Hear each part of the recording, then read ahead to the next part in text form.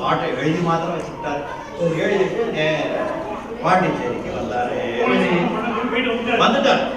அக்கா போலீஸ்காரன் வந்து அது வேற ஊருக்குள்ள இருந்து பணம் வர முடியாம என்னெல்லாமோ போலீஸ்காரங்க வந்து வேவு பண்ணாங்க, குடும்பம் கொடுக்குறாங்க, இந்த மாதிரி எல்லாம் இருந்தது. அந்த நேரத்துல தான் பாஞ்சாலி சமுதாயம் எழுதிட்டாரு. முதல் பாகத்தை வெளியிட்டாரு, அவரே வெளியிட்டாரு. சரி, 8வது பாகம் வெளியிடுறதுக்கு கையில காசு இல்லை. நிறைய கொடுத்துப்பாங்களே, எங்க கொடுத்தாங்க? துறை கொடுக்கல. எல்லா பத்திரிகையும் நின்று போச்சு. எல்லா பத்திரிகையும் நின்று போச்சு. என்ன பண்றது? கையில காசு இல்ல. அந்த சுதேசமுத்திரம் பத்திரிகை மாத்திரம் ரங்கசாமி ஒரு ஆசிரியர் அவர் கடதாசி வந்து மாசம் 30 ரூபாய் நான் அனுப்புறேன். 30 ரூபாய் எதை வேணாலும் எழுத நாம இங்க போறோம். என்ன மரியாதை கட்டுவேன்னா கட்டுவே அனுப்பு, நீ எதை வேணாலும் இங்க அனுப்பு, நாங்க போட்டுறோம் அப்படின்னாரு. இவர் நிறைய எழுதி அனுப்பிச்சாரு. பாஞ்சாலி சமுதாயம் எழுதினாரு. அந்த நேரத்துல இந்த அன்னி பெசன்ட் அம்மையார் ஒரு அம்மையார், ஆமா, அந்த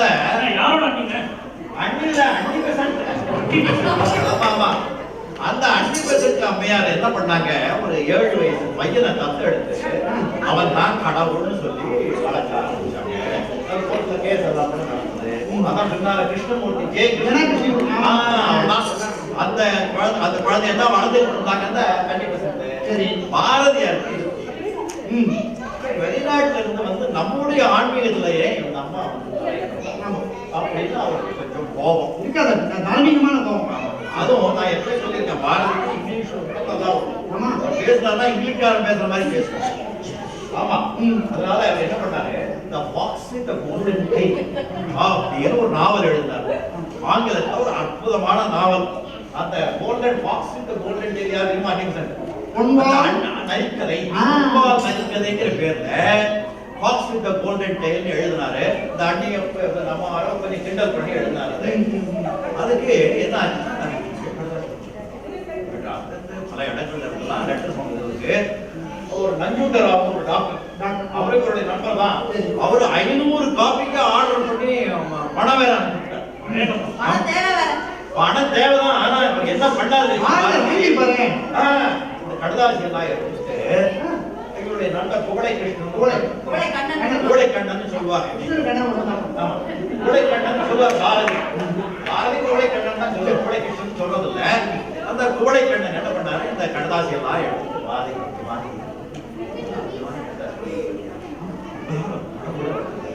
உடனே அவர் சொன்னாரு, தூக்கி ஏறிண்டே கண்ணா இந்த சோம்பேறி கும்பல் கடிதத்தை எல்லாம் தூக்கி ஏறிண்டே கண்ணா.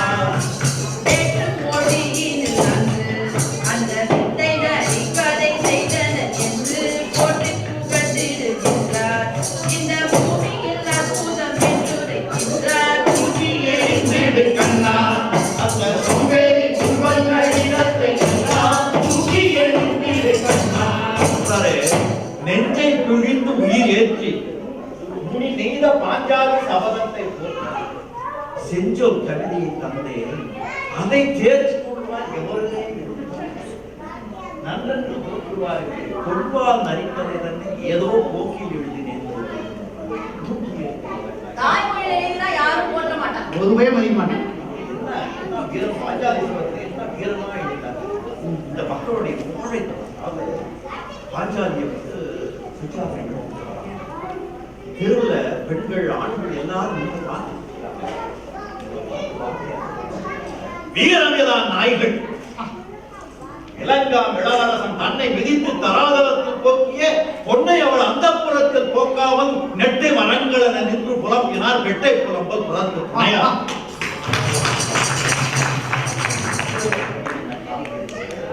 அந்த காவியத்தை மக்கள் பாராட்ட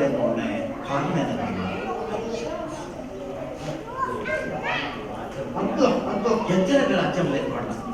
அந்த மாதிரி ஆனா மக்களுக்கு பயம் அப்படி இருந்தாங்க. ஆனா யாராவது பணத்தை கொடுத்தா நான் என்ன பிச்சைக்காரன் தாண்ட முடியாது, பழகு மிதிக்க முடியும். பணமா வேணும், யாருக்கு போக முடியாது. அதை வேற இப்படி வேற கொடுக்க கூடாது. கொடுத்தவரை இப்படி கொடுத்து எடுத்து பாருங்க, அவர் அப்படி மேல கை பணத்தை கொடுப்பா. அப்படியும் இவர் வாழ்வு மேல ஒரு ஆசை. கிருஷ்ணசாமி செட்டியார் வந்தார். அவருடைய தோப்புல தான் பிடிப்பாட்டு. இன்னொரு வேடிக்கை என்னன்னா, புதுச்சேரியில வந்து அந்த புயல வீடுகள்லாம் ஒண்ணுதான் போச்சு. ஆனா தோப்பு மாத்திரம் ஒண்ணுமே கிருஷ்ணசாமி செட்டியாருடைய தோப்பு மாத்திரம் ஒண்ணுமே பிழைத்த தொண்ணந்தோப்பு ஒரு பாட்டை பாடியிருக்காரு. பாட்டு பாடல வேறு ஊறி பாரதிதாசனுக்கு வந்து இதெல்லாம் நம்பிக்கை கிடையாது. அண்ணா அந்த பாரதிதாசனே எழுதியிருக்கிறாரு, பாரதியார் பாட்டு பாட்ட புளியந்தோப்பு மட்டும் புயல்ல விழவில்லை, மற்ற அழித்து விட்டது. அந்த கிருஷ்ணசாமி செட்டியார் என்ன பண்ணுவாரு, பாரதியருடைய பாட்டை கேட்கணும்னா அவ்வளவு ஆசை. கையில 10 ரூபாய் வச்சுட்டு வருவாரு. பாரதியிட்ட கொடுக்கவும் முடியாது. ஆனா கிருஷ்ணசாமி செட்டியார் கையில காசு வச்சிருக்காருன்னு பாரதிக்கு அதை வாங்கவும் செய்யணும். ஆனா மரியாதையா வாங்கணும். அதை எப்படி பண்றது? கையில ஒரு செல்லாத காசு வச்சிருக்காரு. உடனே கிருஷ்ணசாமி செட்டியார் பார்த்து தந்தான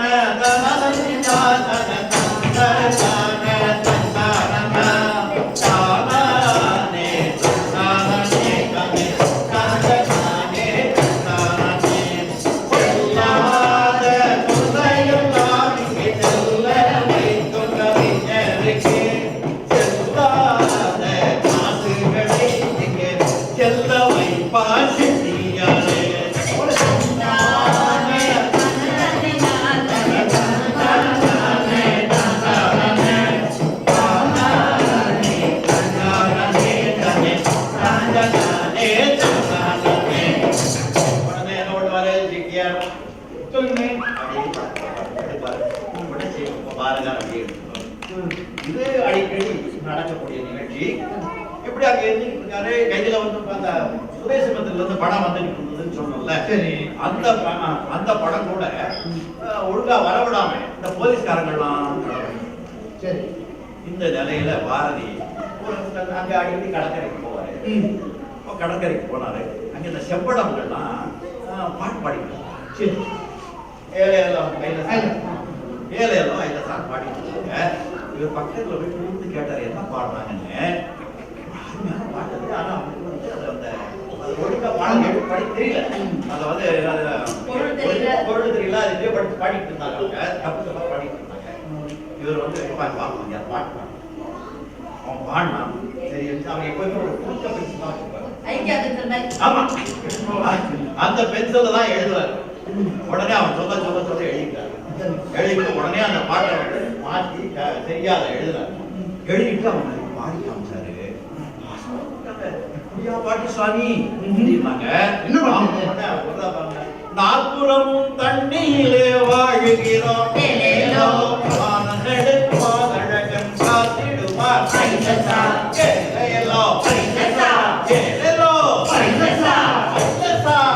காத்திடுவார் கடலில் பள்ளி கொண்டார் பரசாவன் புகழ் தன்னை பாடிடுவோம்.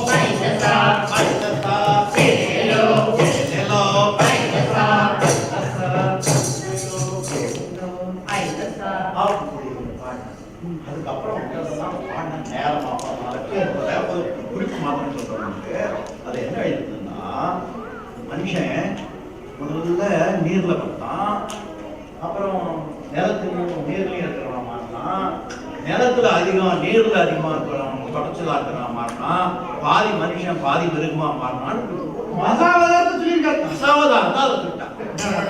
அவ்வளவு அற்புதமா சொல்லிட்டாங்க. மனிதனின் பரிணாம வளர்ச்சியா அந்த பாட்டு தான் அவங்க எடுத்து சொல்லியிருக்காங்க. ரொம்ப அருமையா சொல்லி கொடுத்து அவங்க பாடி காட்டணும்னா அவ்வளவு சந்தோஷம் அவங்களுக்கு. அதுக்கப்புறம் பார்த்தாரு, சரி நம்ம வந்து இங்க அந்த முதல் உலக மகாயுத்தம் வந்து முடியக்கூடிய நேரம்.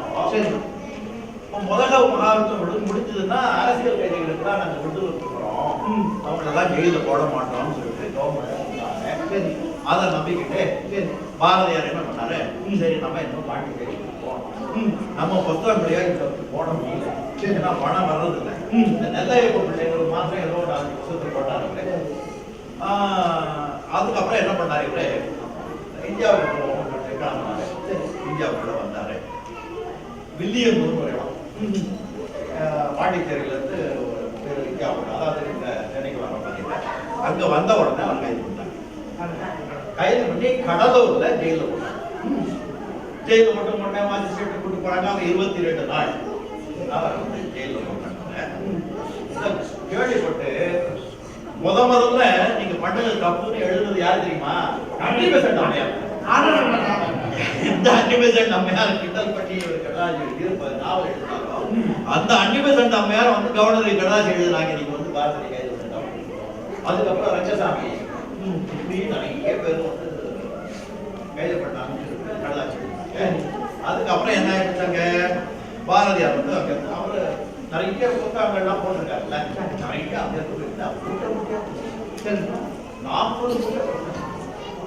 எதுக்கு எங்ககிட்ட கேட்காம எந்த புத்தகத்தையும் போடக்கூடாது, எந்த புத்தகமும் போடக்கூடாதுன்னு கவர்மெண்ட் வச்சுட்டாங்க.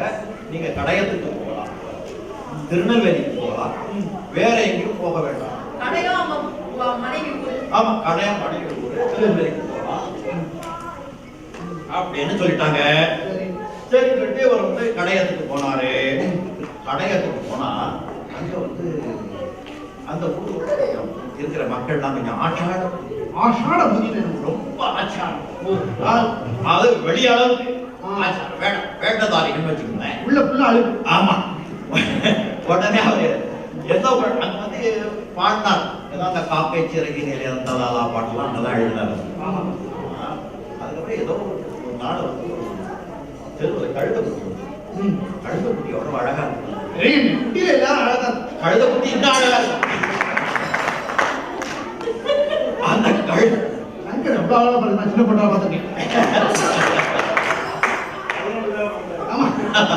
ஆமா, எல்லாருமே குழந்தைல அழகுதான். உடனே அந்த கழுதக்குட்டியை கொஞ்சம் தூக்கிட்டாரு. அந்த காலத்துல கழுதை தொட்ட பாவம் காசி அப்படி ஒரு கெட்ட பேர் கழுதை. ஆமா, அதனால என்ன பண்ணாங்க, நம்மள ஊரை விட்டு வெளியே தந்தாங்க. காலி பிரச்சனை பண்ணிட்டாங்க. இப்ப சும்மாவே இருக்க மாட்டாங்க. ஆமா, அங்க போனாரு, அங்க போய் இதெல்லாம் எழுதிட்டு இருந்தாரு. அப்புறம் பார்த்தாரு, சரி நம்ம இங்கேயும் தொழில் இருக்கிறாரு, நம்ம பக்கம் நாம தான் போடலாம், இங்க வேற யாரும் போட மாட்டாங்க. அதனால என்ன சொன்னாருன்னா, நம்ம நண்பர்களுக்கு எல்லாம் கடதாசி எழுதும், ஒவ்வொருத்தரையும் 100 ரூபாய் பண்ணாரு. அப்படியே வந்து குவிஞ்சிருக்குல்ல. ஐயா என்ன எழுதினா தெரியுமா? வேண்டுவது 100 ரூபாய் மட்டும், பணம் உங்களுக்கு புத்தகங்கள் கிட்டும். வேண்டுவது எனக்கு வேண்டுவது, ஆமா வேண்டுவது 100 ரூபாய் மட்டும், பணம் உங்களுக்கு புத்தகங்கள் கிட்டும். வேண்டுவது 100 ரூபாய் மட்டும் அப்படின்னு கடலாசி எழுதினாங்க. 2-3 பேர் அனுப்பிச்சாங்க, வேற யாரும் அனுப்பல. ஆமா, அதுக்கப்புறம் யாரும் அனுப்பல. அவர் என்ன சொன்னார்னா, என்னுடைய புத்தகங்கள்லாம் கடையில தீப்பற்றி விற்கிற மாதிரி இப்ப விற்குது. இப்ப அவருக்கு என்ன லாபம்? ஆமா, கடை புத்தகங்கள்லாம் தீப்பற்றி விற்கிற மாதிரி விற்கிறோம். அதை போட்டு உங்களுக்கு உடனே 2 மடங்கா பணம் தான் கொடுத்துருவேன் அப்படின்னா, அதாவது அனுப்பணும் சொல்றேன். என்ன ஆச்சு, இதுக்கு தென்காசி போனார். அங்க ஸ்டார் ஸ்டோர்ஸ் ஒரு கடை வந்து சொக்கலிங்கன்னு ஒருத்தர், சின்ன பையன், 20 வயசு 22 வயசு அவருக்கு. அவர் தான் பின்னால நவசக்தி பத்திரிகையில ஆசிரியராக இருந்தார்.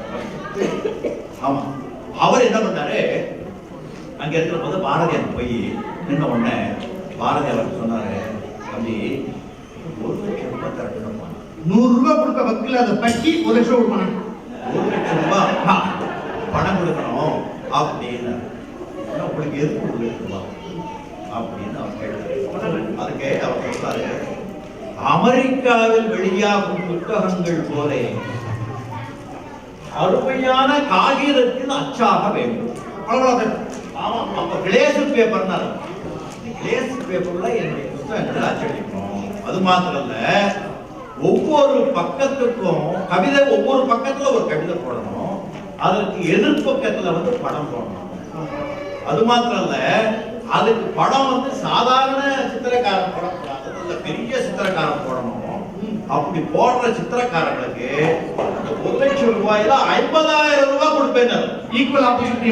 50,000 ரூபாய் அந்த சித்திரக்காரர் படம் வரையறவங்களுக்கு கொடுப்பேன், மிச்சத்தை வச்சு நான் புத்தகம் போடுவேன். அப்படி நான் புத்தகம், ஆமா அப்படி புத்தகம் போடணும்னு ஆசைப்பட்டாங்க. இப்ப பாரதியாருக்கு அன்னைக்கு விழா எடுக்கிறாங்களே, ஆமா இந்த புத்தகம் போடலையா? இன்னும் போடல. பாரதி சொசைட்டி நோட் பண்ணிக்கங்க.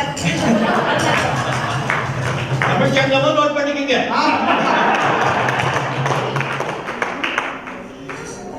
அப்புறம் சரி புத்தகம் போடுறதுக்கு ஒன்றும் வாய்ப்பு இல்லை, யாரும் பணம் கொடுக்கறதுக்கு இல்லை. சரி இந்த மாதிரி சென்னைக்கே போயிடும் அப்படின்னு சொல்லிட்டு சென்னைக்கு வந்தாரு. அப்போ இப்ப நம்ம அந்த சோழா ஹோட்டல் இருக்குல்ல, சோழா ஹோட்டலுக்கு பக்கத்துல கலைஞர் வீடு சோழா ஹோட்டல் பக்கத்துல கலைஞர் வீடு இருக்கு. சோழா ஹோட்டல் இருந்த இடத்துலயே ராஜாஜி வீடு இருந்தது. ஆமா, அது 1919 வருஷத்துல காந்திஜி அந்த வீட்டுக்கு வந்தார். சரி, அந்த வீட்டுல வந்து அந்த ஒத்துழையாமை இயக்கம் அப்படிங்கிற ஒரு இயக்கத்தை அறிமுகப்படுத்தினாரு. அப்போ பாரதி அவரை பார்க்க போனார். ஏன்னா மறுநாள் வந்து மெரினா பீச்ல ஒரு கூட்டம் அவர் ஏற்பாடு பண்ணியிருக்காரு. அந்த கூட்டத்துக்கு காந்திஜியை தலைமை தாங்க கூப்பிடணும் அங்க போனாரு. வாசல்ல வந்து ராமசாமி ஐயங்கார்னு அவர் தான் பின்னால மகாகவி பாரதின்னு புத்தகம் எழுதினார். பாரதிய உலகத்துக்கு அறிமுகப்படுத்துறது அவர் தான். அவர் வந்து வாசல்ல நின்றுட்டு இருக்காரு. பாரதி போனாரு, அவரால் அவரை தடக்க முடியல, புயல் மாதிரி போயிட்டாரு. இவர் சுனாமியில ஸ்விம்மிங் போவாரு. ஆமா ஆமா, எப்படி போனாரு தெரியுமா? புயலன்று வேகமுடன் அங்கே புகுந்து வந்தது போல் தயக்கமே இல்லாமல் பாரதி தானாகவே நுழைந்தார். பழுது படுக்கையிலே காந்திஜி பாங்குடன் வீட்டிருக்க செஞ்சல் கவிராயர் அங்கே சிங்கமென அமர்ந்தார். அங்கே புகுந்து வந்ததை போல் தயக்கமே இல்லாமல் பாரதி தானாகவே நுழைந்தார். இதை பார்த்தாரு காந்திஜி. இந்த ஆடு சாதாரண ஆடு, எத்தனையோ பேரு கையை கட்டிக்கிட்டு நின்றுட்டு இருக்காங்க, நம்ம பக்கத்துல உட்கார்வது கூட அவங்களுக்கு ராணி இல்ல. இந்த ஆளு வந்தாரு, நேர புயல் மாதிரி வந்தாரு, பக்கத்துல வேற உட்கார்ந்துட்டாரு. தெய்வம் தாண்டி புண்ணியமானவர். ஆமா ஆமா உட்கார்ந்துட்டாரு. சரி, வந்து நம் கண்ணுல இருக்கக்கூடிய இந்த சுடர் நெருப்பு பெரிய ஆள். சரி, இவர் கேட்கறத அப்படின்னு நினைச்சு செக்ரட்டரிய பார்த்து அப்படின்னா என்ன விஷயம், என்ன எதுக்காக வந்தீங்கன்னு கேட்டார். நிலவு சுடரொளியில் நாளை நேர்த்திடும் கூட்டம் ஒன்றில் தலைமை தாங்க வேண்டும், அண்ணாலே சம்மதம் சொல்ல வேண்டும். சான்ஸோ சாய்ஸோ கொடுக்கல. நாளைக்கு பேருக்கு வந்து நாளைக்கு மீட்டிங் வச்சிருக்கேன், நீங்க வந்து தலைமை தாங்க, நீங்க வரணும். உடனே காந்திஜி என்ன தான் தெரியுமா, என்ன எப்படி சொல்றானே நினைக்கல அவரு. செக்ரட்டரியை பார்த்தாரு. செக்ரட்டரி பார்த்து நாளைக்கு எப்படி, நாளைக்கு ஒரு நிகழ்ச்சி இருக்கு அப்படின்னு பாரதிய காந்திஜி கேட்டார்.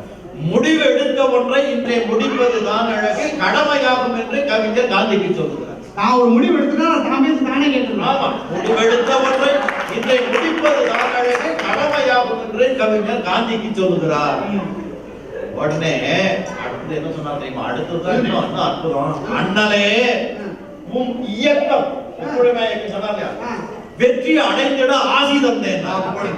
அண்ணலே உம் இயக்கம் வெற்றி அடைந்திட ஆசி தந்தேன், கண்ணன் அருள்க என சொல்லி கடுகி வழி நடந்தார்.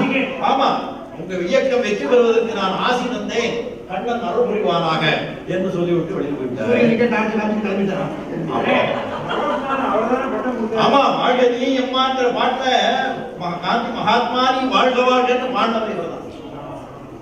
அவர் வெளியில போன உடனே காந்திஜி ராஜாஜி பார்த்து கேட்டாரு, இந்த இவரை ஜீவ கடை ததும்பும் இந்த தேச கவிஞரையே ஆவலுடன் காப்பீர் என்று அண்ணனும் காப்பாற்றப்பட வேண்டியது, இவரை காப்பாற்ற வேண்டியது உங்களுடைய கடமை. இல்ல இல்ல இல்ல, அதுக்கப்புறம் எழுதுறாங்க. அப்ப வந்து அவ்வளவு ஒண்ணும் முடியாம காப்பாற்றலாம் ஒண்ணும் இல்ல. ஏன்னா எல்லாரும் பயம் அச்சம் அப்படி இருந்தது.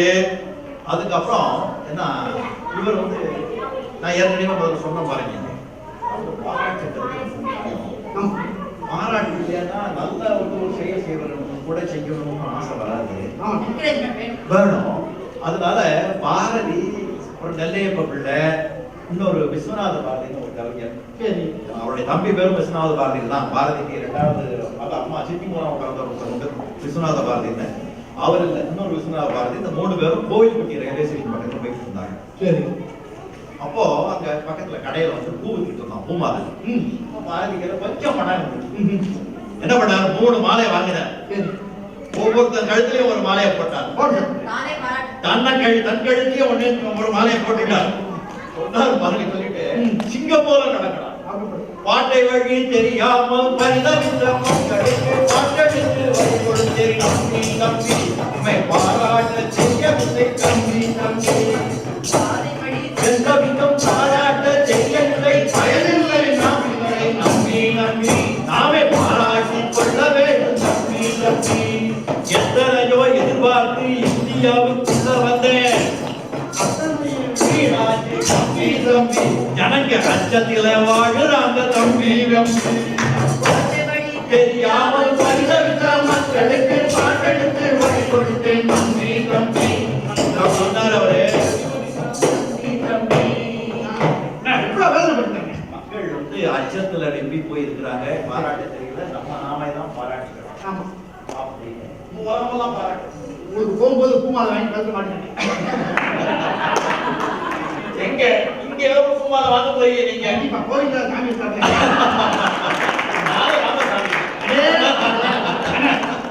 பகுதிக்கு வழங்காத பாம்பு கூட இருக்கு, பாராட்டுக்கு வழங்காத மனுஷன் கிடையாது. உண்மைதான். ஆமா ஆமா கொசு இல்ல அத வந்து கை தட்டினா ஏன் அப்ளாஸ் மஸ்கிட்டோ டைஸ் வரணும் அப்ளாஸ் பாராட்டுக்கு அவ்வளவு மகிமை தம்பி. பாரதிக்கு பாராட்டு கிடைக்கலையே மனசுல வருத்தம் தான். சரி அதுக்கப்புறம் வந்து அந்த இதுல பாக்சார சாமி போய் அது பக்கத்துல திருவல்லிக்கேணியில அது பக்கத்துல வந்து துளசிங்க பெருமாள் கோயில் ஒரு கோயில் இருக்கு. அதுல ஒரு வீடு, அந்த வீட்டுல ஒரு ஒன்று குடித்தோம். அந்த குடித்தத்துல போய் தங்கினாரு. சுதேசத்துல உதவி ஆசிரியராக வேலை பார்த்துட்டு இருந்தாரு. அவருக்கு வந்து அவர் தான் ஏற்கனவே பாடியிருக்காரு தெரியுமா, காக்கை குருவி எங்கள் ஜாதி கடலும் மலையும் எங்கள் கூட்டம் நோக்கும் திசையெல்லாம் நாமன்றி வேறில்லை நோக்க நோக்க கல்யாணம் எதை பார்த்தாலும் எந்த ஜீவராசா பார்த்தாலும் அது தெய்வமான கூடத்தும் அத்தனையும் வளர்க்கிறது குப்பையை கூட வணங்கணும்னு சொன்னவர். அப்படிப்பட்ட ஆளு இந்த அங்க யானையை பார்க்கணும் அது தெய்வமாவே நினைச்சாரு. அவர் அங்க போறபோதெல்லாம் பழம் வாங்கிட்டு போவார். பாசம் கவிராஜன் கஜராஜன் மேல பாசம் வச்சிருந்தா அங்க போய் அந்த யானைக்கு பழம் கொடுப்பாரு. அந்த யானை சாப்பிடும். ஒரு நாள் அந்த யானைக்கு மதம் யானைக்கு மாதிரியா மதம் பிடிக்குது. அதை சொல்றீங்களா? மனுஷனுக்கு மட்டும்தான் பிடிக்கும். அன்னைக்கு யானைக்கு ஏதோ கொஞ்சம் பிடிச்சிருந்தது. உடனே அந்த பழத்தை எடுத்துட்டு போனார். அவரு பார்த்தா யானை பாக்க யானை மதமா இருக்கு. மனுஷனுக்கு பிடிக்காத மதமா யானை. எனக்கு யானை நல்லா தெரியும் அப்படின்னு சொல்லிட்டு யானைக்கு கொண்டு பழத்தை கொடுக்க போனாரு. அந்த யானை உயரமா இருக்குதா, கீழே யாரு நிற்கிறாரு உடனே தூக்கிட்டோம். தூக்கி மேல தூக்கிட்ட உடனே தெரிஞ்சு இது நம்ம ஆளாச்ச தூக்கிட்டவேன்னு சொல்லிட்டு அப்படியே கொடுத்தோம்தான். இல்லாட்டா காலை மிதிச்சிருக்குல்ல, மிதிக்கல. பாரதியார் இதை பத்தி பின்னால எழுதிக்கிறாரு. ஆடிக்கோடி யானைங்கிறதுல அவர் எழுதிக்கிறாரு. அன்னைக்கு என்ன யானை தூக்கி கீழே போட்டதுல பார்த்ததுக்கு நான் தான் தெரிஞ்சதுக்கு அது கீழே போட்டதுல மிதிக்கலையே. அதனால யானைக்கு தெரியும் நான் யாரு எழுதிக்கிறாரு. அந்த யானை எப்படி தூக்கிட்டு தெரியுமா? தூக்கியது யானை தூக்கியது கையால் தூக்கி கீழே போட்டதுவே. தூக்கியது யானை தூக்கியது கையால் தூக்கி கீழே போட்டதுவே. பாக்களிலே என்ன பூக்களிலே திறந்த பாரதியை கீழே போட்டதுவே. ஓடி வந்தார் கண்ணன் ஓடி வந்தார் வந்து உடனே கவிஞரை தூக்கி விட்டார். ஆடியது தேகம் பாடியது அந்த ஆனை முகமும் பாடியது. தூக்கியது யானை தூக்கியது கையா தூக்கி கீழே போட்டதுவே. அப்புறம் அவர் கீழே போட்ட உடனே கொஞ்சம் சராய்க்கு போனோம். அதே ஒண்ணு இல்ல. அங்க இருந்து ராயப்பட்ட ஹாஸ்பிட்டல் போனாங்க. அங்க வந்து அவுட் பேஷண்ட் தான், வெளி நோயாளி தான் வந்து அது அவங்களை வரைச்சு இன்பேஷண்ட் அது இருந்தா அப்படியே போயிருப்பாரு. என்ன அப்ப யானை போட்டதுனால ஒரு சாவியா? யானை அது சாகலாமே அவரு அப்படிதான் நிறைய பேர் சொல்லிட்டு இருக்காங்க, எழுதிட்டு இருக்காங்க. ஆனா யானை தூக்கி போட்டதுனால அவர் சாகல. அவர் நல்லா பழச்சிக்கிட்டாரு. அந்த யானையை பாராட்டி வேற எழுதியிருக்காரு, கட்டுரையெல்லாம் எழுதியிருக்காருன்னு சொன்னானே. ஆனா அதுக்கப்புறம் என்ன ஆயிடுச்சு, அதுக்கப்புறம் வந்து இதெல்லாம் போயிட்டு கடவுள் போய் மரணமில்லா பெருவாழ்வுன்னு பேசியிருக்காரு. ஈரோடுல பெண்கள் பாலத்துல போய் மரணமில்லா பெருவாழ்வுன்னு பேசினாரு. திருவண்ணாமலையில போய் அங்க பேசினாரு. அங்க போய் ரமண மகரிஷியை பார்த்தாரு. இதெல்லாம் பார்த்து ஒரு 3 மாசம் 4 மாசம் போச்சு. அவருக்கு திடீர்னு வயிற்றுக்கடுப்பு நோய் வந்து அது அதிகமா போச்சு. இப்போ அவருடைய நண்பர் டாக்டர் ஜானகிராமன் அவர் வந்து மருந்து கொடுக்க வந்தா எனக்கு மருந்தெல்லாம் ஆமா மருந்தெல்லாம் மருந்து எனக்கு வேண்டாம், நான் சாப்பிட மாட்டேன் விட்டாரு. அப்புறம் எப்ப பார்த்தாலும் நாராயணா நாராயணா நாராயணா நாராயணான்னு சொல்லிட்டு இருந்தாரு. அந்த அம்மா கட்டுரையில் எழுதியிருக்கிறாங்க. நாராயண சப்த மாத்திரம் விமுக்ததுக்கா சுகினோ பவந்து. எனக்கு தெரியல, அது எனக்கு கூட தெரியுமா? அதை அடிச்சு விட வேண்டாம் போல. அப்படி சொல்லிட்டு இருந்தாரு. அதுக்கப்புறம் வந்து செப்டம்பர் மாசம் 11ஆம் தேதி ஆமா அங்கேயும் ஒரு 9/11 அப்பவே ஆரம்பிச்சிருச்சு. ஆமா அந்த 11வது மாசம் 9ஆம் தேதி ராத்திரி 1:30 மணிக்கு. ஆமா 11ஆம் தேதி. ஆனா சொல்றாங்க 11ஆம் தேதி தான் சொல்றாங்க. நம்ம அப்படி போடுவோம். ஏன்னா நமக்கு காலையில சூரிய உதயம் தான் போய் இங்கிலீஷ் கணக்குப்படி தான் அது வந்து 11ஆம் தேதி. 11ஆம் தேதி ராத்திரி 1:30 மணிக்கு அவருடைய உயிர் பிரிந்தது. கொஞ்சம் மழை பெய்து சென்று புகழ் பாடியவாய் திறக்காமல் மூடிக்கொண்டது.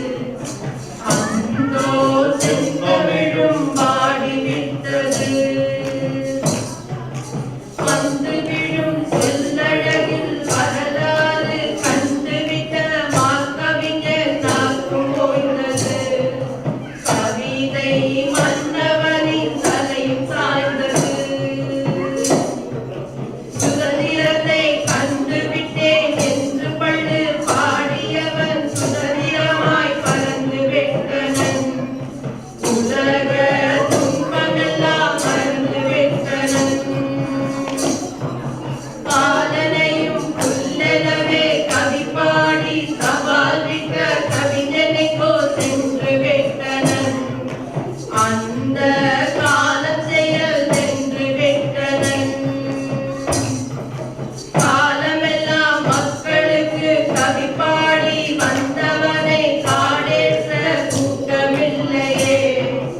அந்த பயமைக்கும் பாட்டமில்லையே. செந்தமிழில் மழை பெய்து சிந்து புகழ் பாடியவாய் திறக்காமல் மூடிக்கொண்டது. அந்தோ செந்தமிழும் பாடிவிட்டது. தம்பி பெரிய கவிஞர் இறந்து போயிட்டாரு. இந்தியே வரல 20 பேர். அவர் உடம்புல ஈ கூட அதிகமா வச்சுக்க மாட்டேன். அதாவது நம்ம வந்து ஜனங்களையும் குற்றம் சொல்றதுக்கு இல்லை. ஏன் தெரியுமா? அவர் வந்து கோயிலுக்கு பக்கத்துல வீடு.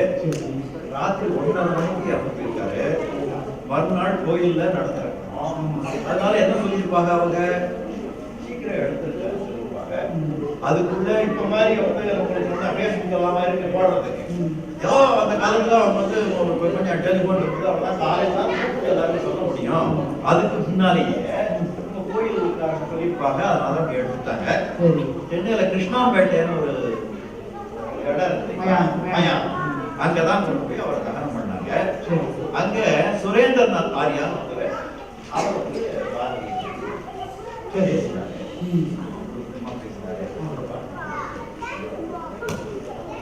உருவிழந்தடிமை நாட்டில் உழன்றுமே என்றும் நெஞ்சம் கருகிய மக்கள் வாழ கவிதைகள் தந்தான் இங்கே. நெருப்பினை கடைந்தெடுத்தே நெல்லையின் தமிழ் தொடுத்தே சரித்திரம் படைத்து விட்டார்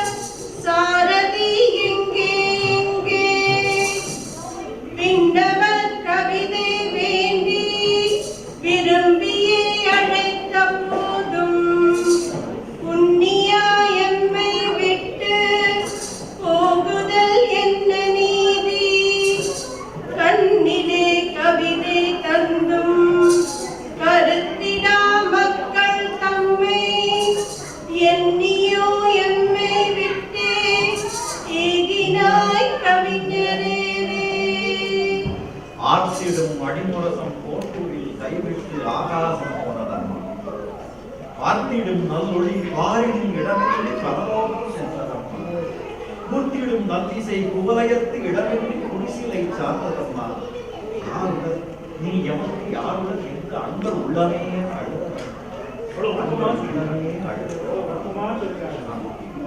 பாரதி மறையவில்லை, பாக்களும் மறையவில்லை. பாரதி தெய்வமாகி பாட்டிலே பிறந்து விட்டார். சாரதியாகி நாட்டில் சரித்திரம் படைத்து விட்டார். பாரதம் உள்ள மட்டும் பாரதி உண்டு வாழ்க. பாரதிக்கு இந்த 11ஆம் தேதி பிறந்த நாள் வந்தது. அதனால நம்ம பாரதிக்கு பல்லாண்டு பாடணும். நம்ம பாடணும்னா நாம மாத்திரம் பாடிட்டு இருந்தா போராது. எதிர்க்காங்கல்ல, இவங்களையும் கொஞ்சம் சேர்த்துக்கணும். அதனால நான் சொல்றத பல்லாண்டு பல்லாண்டு பல்லாண்டு வாழின்னு சொன்னா நீங்க பல்லாண்டு பல்லாண்டு பல்லாண்டு வாழின்னு திருப்பி சொன்னா போறோம். நான் ஒரு சொல்ற லைனுக்கும் நீங்க பல்லாண்டு பல்லாண்டு பல்லாண்டு வாழின்னு திருப்பி சொல்லுங்க. பல்லாண்டு பல்லாண்டு பல்லாண்டு வாழி, பல்லாண்டு பல்லாண்டு பல்லாண்டு வாழி. பாரதியா திருநாமம் பல்லாண்டு வாழி, பல்லாண்டு பல்லாண்டு பல்லாண்டு வாழி. சொல்லாண்டு சொல்மாலை சூட்டியவன் வாழி, பல்லாண்டு பல்லாண்டு பல்லாண்டு வாழி. சுதந்திரத்தை கண்டதுவாய் சொன்ன கவி வாழி, பல்லாண்டு பல்லாண்டு பல்லாண்டு வாழி. பல்லாண்டு பல்லாண்டு பல்லாண்டு வாழி, பல்லாண்டு பல்லாண்டு பல்லாண்டு வாழி. பாரதியா திருநாமம் பல்லாண்டு வாழி. பல்லாண்டு பல்லாண்டு பல்லாண்டு வாழி. பாட்டு பாடுறேனே. பாட்டு பாடினா வாழியவே பல்லாண்டு காலம் கதை கேட்ட நீங்களெல்லாம் வாழியவே, வாழியவே பல்லாண்டு காலம் இந்த கைகளால் எடுத்தோறும் வாழியவே. வாழியவே பல்லாண்டு காலம் இந்த கதை சொன்ன நாங்களெல்லாம் வாழியவே. வாழியவே பல்லாண்டு காலம் இந்த பாரதி சொல்லி வாழியவே. வாழியவே பல்லாண்டு காலம் இந்த நூலகி தமிழ் கணிதம் வாழியவே. வாழியவே பல்லாண்டு காலம் அந்த பாரதி நாமம் வாழியவே. வாழி வாழி வாழி வாழி வாழி வாழியவே பல்லாண்டு காலம் ஜகத்தை கெட்ட நீங்களெல்லாம் வாழியவே.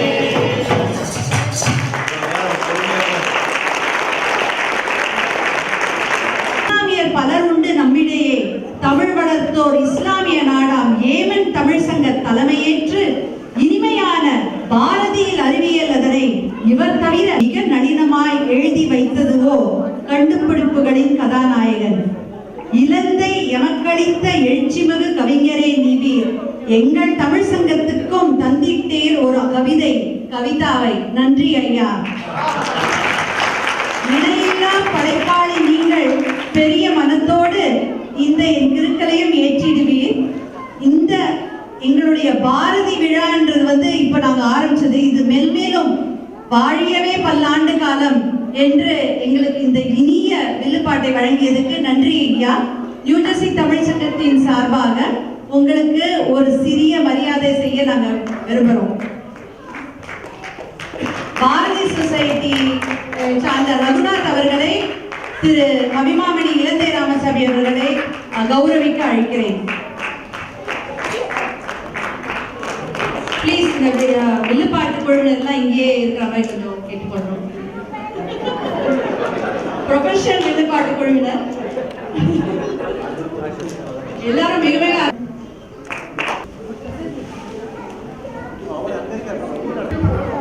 ரொம்ப ரொம்ப இது நாங்க we take up for granted. ஸ்கிராச்ல இருந்து putting together any program for Tamil சங்கம் இழுத்து போட்டு வேலை செஞ்சு எல்லாம் பண்றது. அதனால we always take up for granted. அதனால இன்னைக்கு கொஞ்சம் மிஸ் ஆயிட்டு இப்போ none other than ஆரோ பற்றி பேசக்கூடியவங்க. So very nice job well done.